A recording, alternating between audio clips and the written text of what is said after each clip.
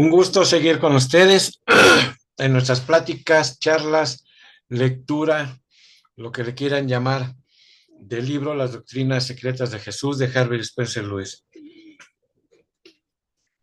Recuerden que la unidad de servicio Sofía, sus actividades son sin fines de lucro. Sigo leyendo el libro porque nos gana luego el tiempo. Y así le hablaría en parábolas a esta multitud abigarrada, eligiendo primero para las frases de apertura una palabra clave o dos que atrajera su vacilante atención e hiciera parecer sus sugerencias atrayentes y familiares para ellos. Él no hablaba por encima de sus cabezas, sino lo hacía en términos demasiado simples,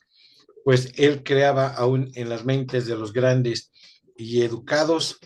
la impresión de que él era singularmente brillante de mente. Si él hubiera tratado de hablarle simplemente a la inteligencia del individuo promedio en la multitud frente a él, habría creado la impresión de ser pobremente educado y mal calificado para mantener la atención de cualquier grupo de individuos. Pero él tenía aquella habilidad mágica, indudablemente inspirada divinamente, pero muy cuidadosamente entrenada y desarrollada, de inventar parábolas que trataban con sus inmediatos problemas mundanos. Algunas parábolas trataban con los problemas de aquellos que vivían en tierras distantes y a través de ellas podemos ver claramente que durante algún tiempo de su juventud y previo al comienzo de su misterio mundano, él debe haber vivido y estudiado en esas otras tierras, entre las gentes a las que él hacía referencia y de cuyos problemas dio imágenes tan detalladas y precisas. Cuando él hablaba en lugares en los que los hombres y las mujeres estaban principalmente concernidos con la pesca, sus parábolas trataban con historia e incidentes de aquellos que eran pescadores. Cuando les hablaba a aquellos cuya diaria industria y labor estaba asociada con la fabricación del vino, usaba una parábola que tenía que ver con los principios de la fabricación del vino.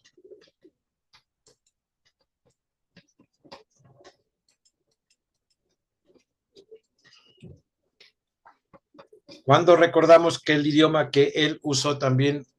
ajustaba a la calidad y comprensión intelectual y nacionalidad de su gente, tal como el lenguaje judío, cuando les hablaba a los judíos, y el lenguaje arameo, cuando les hablaba a los gentiles y otros, vemos que él usó todo medio que pudiera ayudarle a transmitir simbólica y alegóricamente las verdades que les ayudarían sin colocar en sus manos las verdades secretas y doctrinas que mal usarían, mal aplicarían y probablemente nunca comprenderían de la manera correcta. Con sus manos haría ciertas señas que le parecerían al traducente simples gestos para acompañar su oratorio, pero que a sus estudiantes iniciados les parecerían como señas que revelaban verdades simbólicas. En las parábolas habían palabras y frases que tenían doble significado. La palabra vino significaba un producto comercial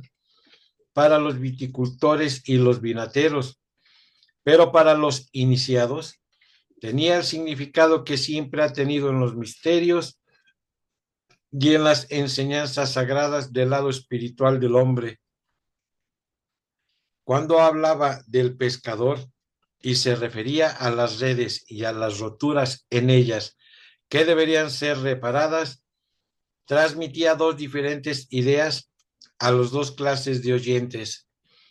los iniciados y los no iniciados.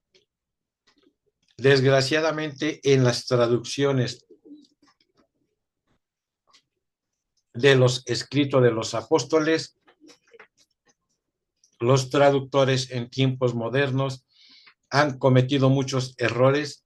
al no estar familiarizados con los significados corrientes o posiblemente vernáculos de algunas de las palabras usadas en este periodo antiguo. Por esta razón, hay ciertas referencias secretas y místicas en sus parábolas que no son prontamente discernidas ni por el más profundo de los padres y predicadores de la iglesia. Luego, algunas de las palabras que él usaba en el lenguaje arameo tenían significado ligeramente diferente al de una palabra similar en el lenguaje judío. Un ejemplo excelente de esto aparece en su declaración alegórica de que es más difícil para un rico entrar al reino de Dios de lo que es para un camello pasar por el ojo de una aguja. Yo me acuerdo de esto. Esa declaración simbólica o alegórica ha sido siempre un rompecabezas para los estudiantes de la alegoría o la metáfora. ¿Qué relación puede posiblemente haber entre un camello y el ojo de una aguja? Hasta un niño se maravillaría de tal referencia, ya que no se relacionaba con ningún problema o dificultad alguna vez experimentado por aquellos a quienes él les estaba predicando. Cuando nos detenemos a pensar en el hecho que esta declaración alegórica le fue hecha a hombres y mujeres de la industria pesquera, y cuando nos detenemos además a comprender que uno de sus problemas era la diaria reparación de redes rotas y que una de sus grandes esperanzas era encontrar un fuerte cordón que, sin embargo, fuese lo suficientemente angosto para pasar por el ojo de la aguja que usaban para reparar las redes. Podemos entender que esta metáfora particular fue hecha para producir una gran impresión sobre los pescadores y sus esposas que cuidaban de la reparación de las redes, pero aún así, la referencia a un camello es inconsciente. En el lenguaje arameo que él usó, descubrimos a través de cuidadosa traducción, la palabra aramea podía interpretarse en una forma de conversación como camello, mientras que entre los pescadores la palabra significaba soga. Por lo tanto, lo que Jesús le dijo a esta gente que estaba preocupada con el problema de encontrar una soga grande, fuerte, que pasara a través de la aguja para arreglar las redes, fue que es más difícil que un rico entre al reino de Dios de lo que es para una soga pasar por el ojo de una aguja. La palabra soga les transmitía a ellos la idea de un gran pedazo pesado y retorcido de cáñamo, varias veces más grandes que la aguja en sí, y por lo tanto la metáfora era una personal que podía usarse con seguridad, mientras que la referencia al camello pasando por el ojo de la aguja no significaba absolutamente nada para ellos. Todas las parábolas contenían referencias y palabras secretas y términos muy aguzados que dejaban a la alegoría y palabra llena de las verdades más vitales, de los grandes misterios. Y si un oyente era una de esas personas extraordinarias a la que Jesús esperaba encontrar de tiempo en tiempo y que tenía ojos que podían ver y oídos que podían escuchar, entonces él habría ganado un converso más,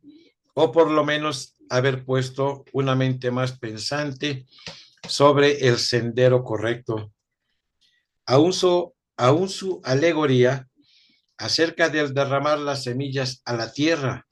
y la manera en que algunas caían en la vera sobre piedras, mientras que algunas caían en buena tierra y crecían y echaban raíces, representaban el problema a que él se enfrentaba al hablarle al populacho. En capítulos futuros veremos que todos los principios desarrollados en su iglesia, en conexión con los rituales y los sacramentos, y cómo el cimiento de sus ideales y prácticas cristianas estaban basados sobre sus secretos que aún tienen un significado místico, una interpretación secreta y una aplicación sublime, trascendental, poco conocida o sospechada por el seguidor cristiano común y no incorporada en el sistema de instrucción cristiana adoptada por las modernas iglesias cristianas.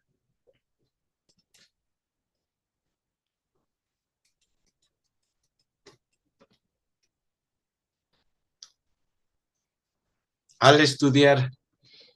y cuidadosamente analizar las actividades de los discípulos y los apóstoles y los miembros de la gran escuela secreta formada por Jesús,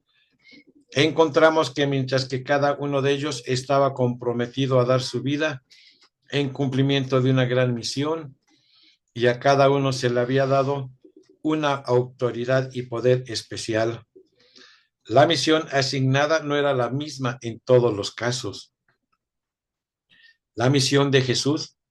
era indudablemente la más compleja y la más pesada que podía asignársele a un ser humano, y desde el mismo principio Jesús debe haber previsto y comprendido que la complejidad de su misión, su diversidad de acción, sus muchas responsabilidades y más que nada, el continuado colocarse en el centro de la atención, acarrearía el más severo de los castigos, siguiendo la más severa de las críticas.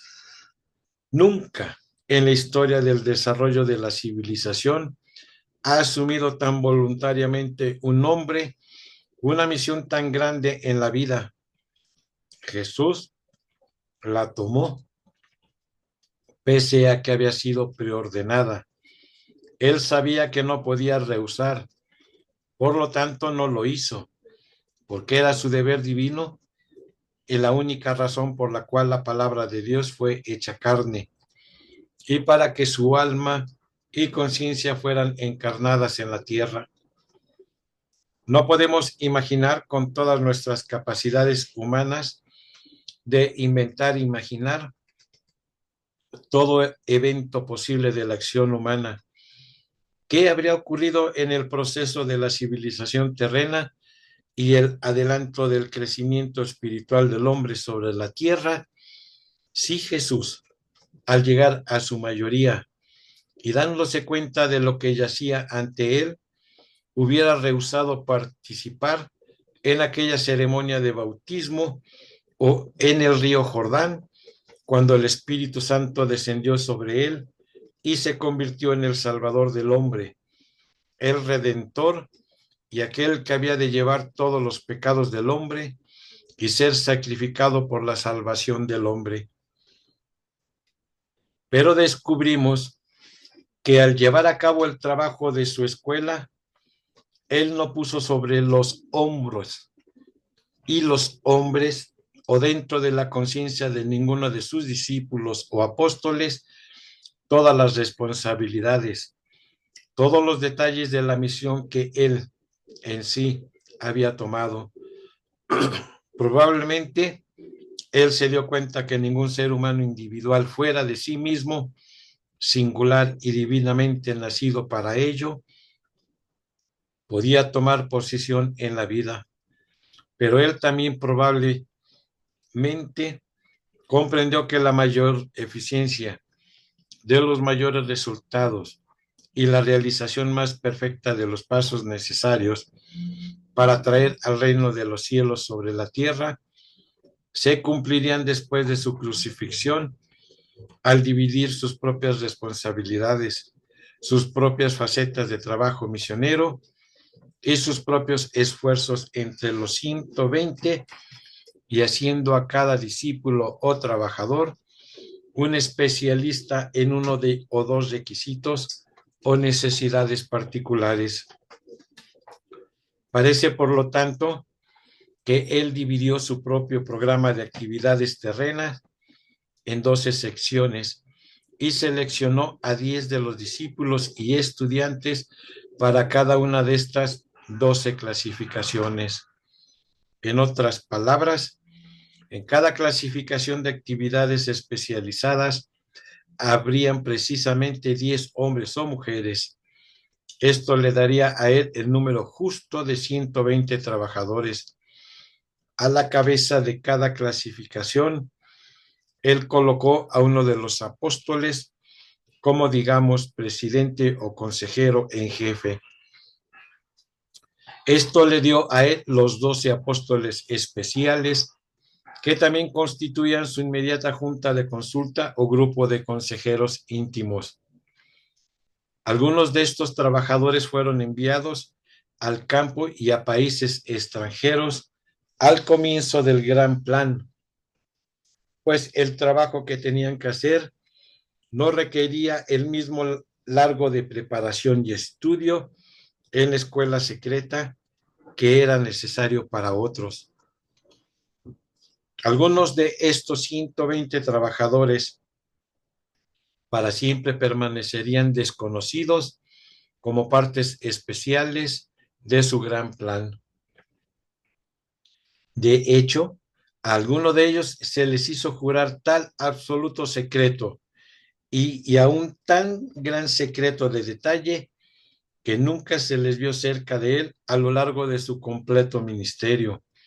Nunca se les vio tomar ningún interés particular en ninguna de las discusiones o demostraciones a lo largo de las carreteras o desvíos, y nunca se les vio hablar con los otros discípulos o trabajadores acerca de nada más que un muy casual comentario acerca de los negocios o asuntos diarios. Ninguno de ellos, vez alguna, vistió una túnica especial, excepto aquellas que indicarían que quizás pertenecían a uno o más de los muchos cultos que existían en aquel día y que tenían como propósito aparente la reforma moral, ética, espiritual o cultural. No era poco frecuente para la persona común en Palestina y Siria de aquel entonces el ser conocida como miembro de ninguna clase o secta o grupo, quizás de una naturaleza espiritual, social o de negocios, y eso no es poco usual aún en día. Si pasáramos cuidadosamente a través de uno de los edificios de oficinas más grandes en cualquier gran ciudad americana de hoy,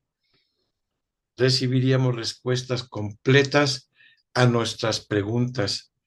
Descubriríamos que un hombre de negocios pertenece a los Rotarios, otro al Club de los Kiwanis y otro a la Cámara de Comercio, otro a la Cámara de Comercio Juvenil y otro a los Altos 12 y otro a los Bajos 12,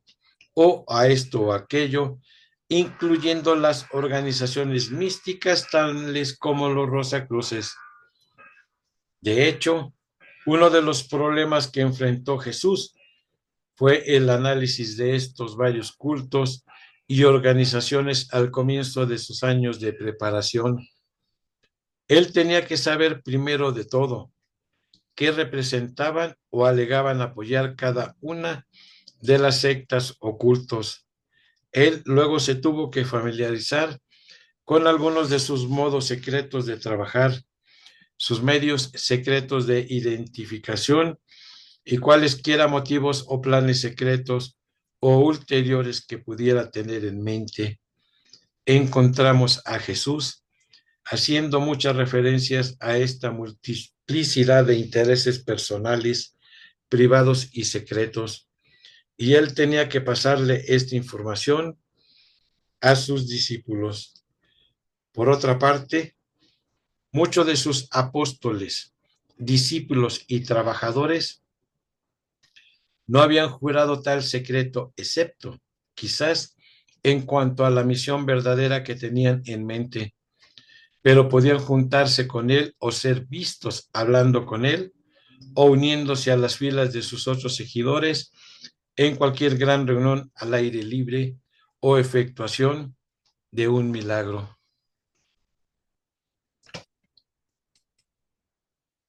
Bueno, pues reitero,